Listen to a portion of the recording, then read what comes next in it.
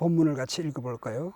교독하겠습니다. 주 여호와께서 이같이 말씀하시느니라. 내가 너희를 모든 죄악에서 정결하게 하는 날에 성읍들의 사람이 거주하게 하며 황폐한 것이 건축되게 할 것인즉 사람이 이르기를 이 땅이 황폐하더니 이제는 에덴 동산같이 되었고 황량하고 적막하고 무너진 성읍들에 성벽과 주민이 있다 하리니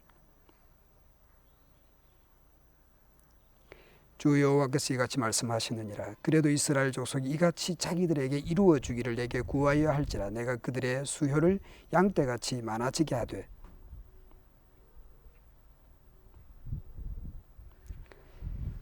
오늘 세 가지 정도를 생각해 보려고 합니다. 첫째는 에스겔은 어느 시대 사람인가, 뭐 하던 사람인가. 두 번째는 이스라엘은 왜 폭망했는가.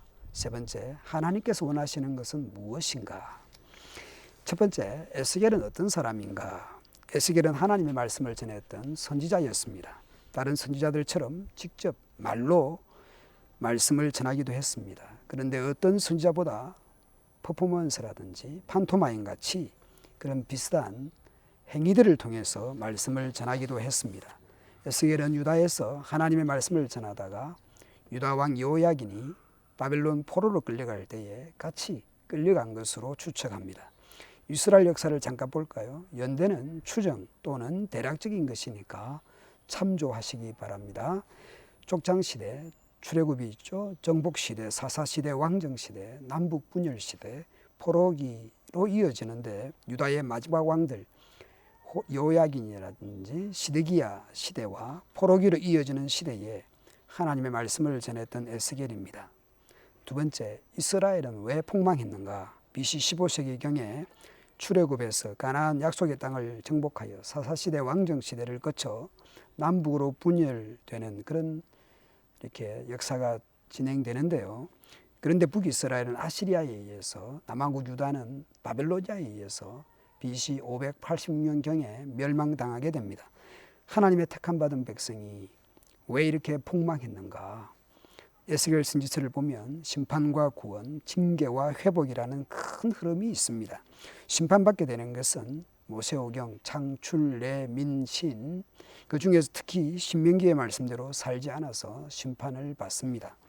말씀대로 살지 않는 것은 하나님 없이 산다는 의미입니다. 하나님께서 살아계심을 심판을 통해서 알게 해 주십니다.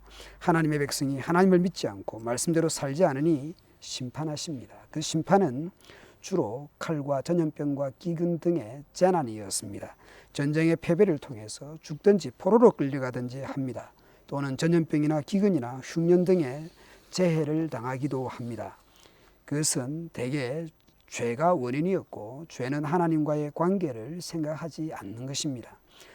모든 재난이 죄 때문이다 이렇게 볼 수는 없지만 이 지금 에스겔 시대에 일어난 이 전쟁의 패배와 포로는 죄 때문입니다. 자녀가 부모가 살아계시는데 부모의 말이나 가르침을 따르지 않고 자기 멋대로 살아가면 가만히 둘 부모가 어디 있겠습니까?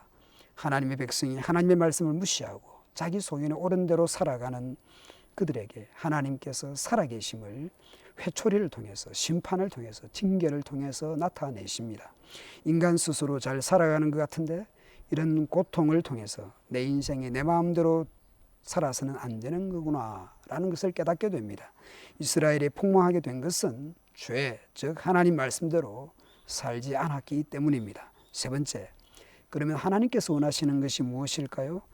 옛날 성경 번역, 개역 성경으로 보면 여호와인 줄 알리라, 여호와인 줄 알고, 여호와인 줄 알게, 여호와인 줄 알겠고 이런 식의 표현이 에스겔에 약 58회 정도 나옵니다. 그 외에도 나를 알게 하리라 등의 표현도 나옵니다. 심판이든 구원이든 하나님이 계신다. 눈에 안 보이는 하나님이 하나님의 백성의 일에 개입하신다라는 것을 나타내는 겁니다. 하나님은 전쟁에 패배하여 포로로 끌려간 그들을 그대로 내버려 두지는 않습니다. 때가 되면 다시 포로에서 해방시키실 겁니다. 하나님의 선택받은 백성을 내버려 두지 않고 다시 찾아오시고 자유와 해방을 주실 것입니다. 눈에 안 보이는 하나님께서 전쟁과 심판을 통해서 또한 해방과 구원이라는 은혜를 통해서 하나님의 살아계심을 나타내십니다. 그런 역사적인 사건들을 통해서 하나님이 계신다라는 것을 나타내십니다. 자녀가 자라면서 잘못할 때에 혼내는 부모가 진정 자녀를 사랑하는 겁니다. 사랑하면 혼내지 않는 것이 아닙니다. 사랑하기 때문에 자기 멋대로 살아가는 자녀를 내버려 두지 않습니다. 말하는 것, 행동하는 것 등에 대해서 지적을 하고 여러분들이 듣기에 잔소리를 하는 것 같이 보이지만 그것은 여러분을 사랑하기 때문입니다. 그런데 혼낸 후에는 또한 달래고 위로하고 사랑합니다. 혼내면서 잘못했다는 말을 하게 합니다. 그리고 무엇을 잘못했는지 분명히 확인합니다. 부모도 사랑하는 자녀를 혼내고 위로합니다. 부모와 자녀 관계를 그렇게 만들어갑니다. 하나님께서도 그렇게 하십니다. 포로로 끌려간 그들에게 다시 회복과 구원을 주실 것을 말씀합니다.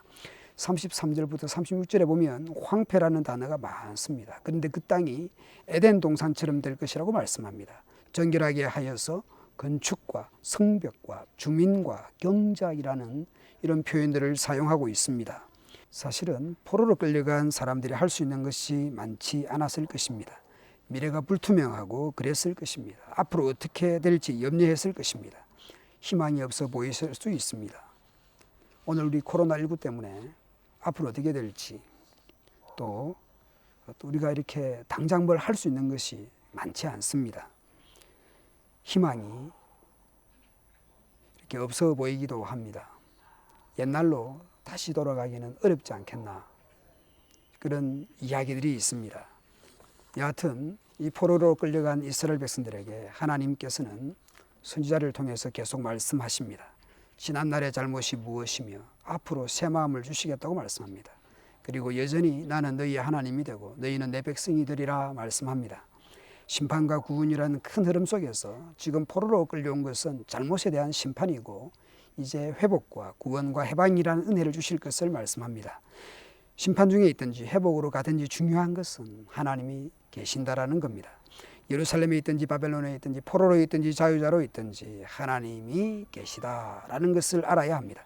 이스라엘은 포로 생활 중에 땅의 회복, 자유로의 회복, 신분으로의 회복을 꿈꾸며 살았을 것입니다. 그 무엇보다 하나님과의 관계를 회복하는 것이 가장 중요합니다. 그렇게 되기 위해서 하나님의 백성들이 해야 할 것이 있습니다. 그래도 이스라엘 족속이 이같이 자기들에게 이루어 주기를 내게 구하여야 할지라. 따라서 해봅시다.